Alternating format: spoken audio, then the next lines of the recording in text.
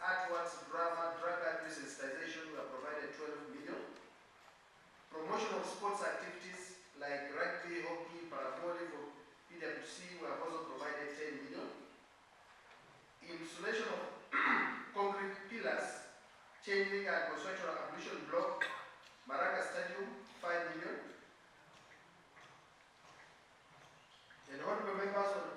The standing orders of County Assembly also prescribe that I need to present physically to County Assembly, and therefore I have fulfilled that legal requirement that the budget is presented.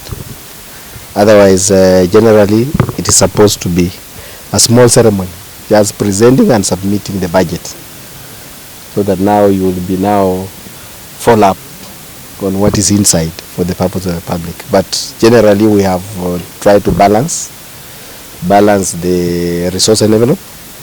More specifically, we are more interested with the issues to do with the payment of pending bills, which has been there, and we have prioritized them in terms of ensuring that in the next 2026-2027 we have cleared.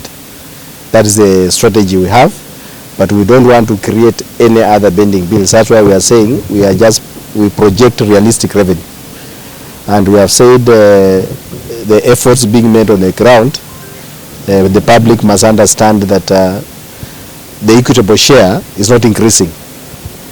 The only thing that can increase is on source revenue, and therefore the best is the public to ensure they have paid their taxes.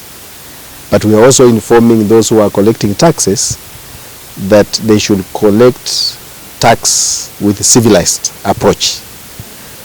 We don't want to harass any taxpayer outside there.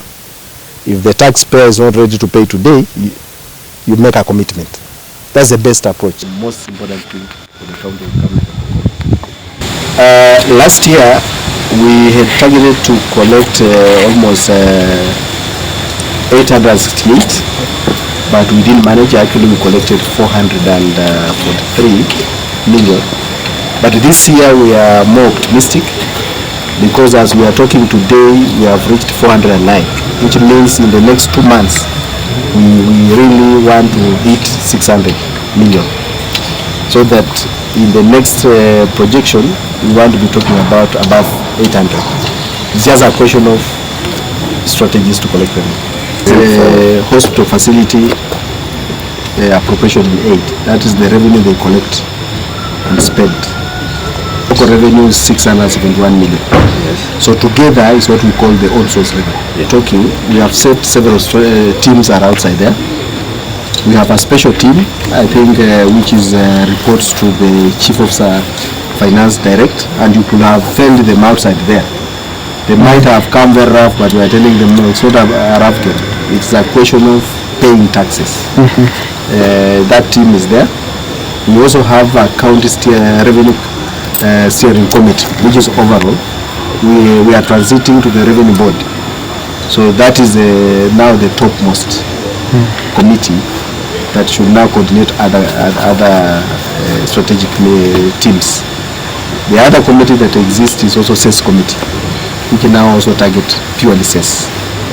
The other point that we are also trying to strategize, like land rates, the way you have had me say, we will not issue the license, the single business permit, unless you have cleared the land rate, because that is the highest revenue source we have, and the majority of them are defaulting.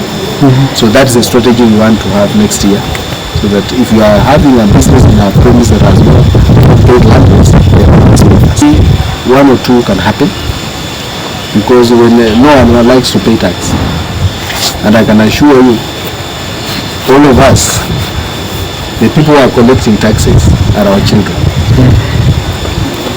The people who are paying taxes are our fathers. So we are related in one way or another. So that compromises also the tax payment.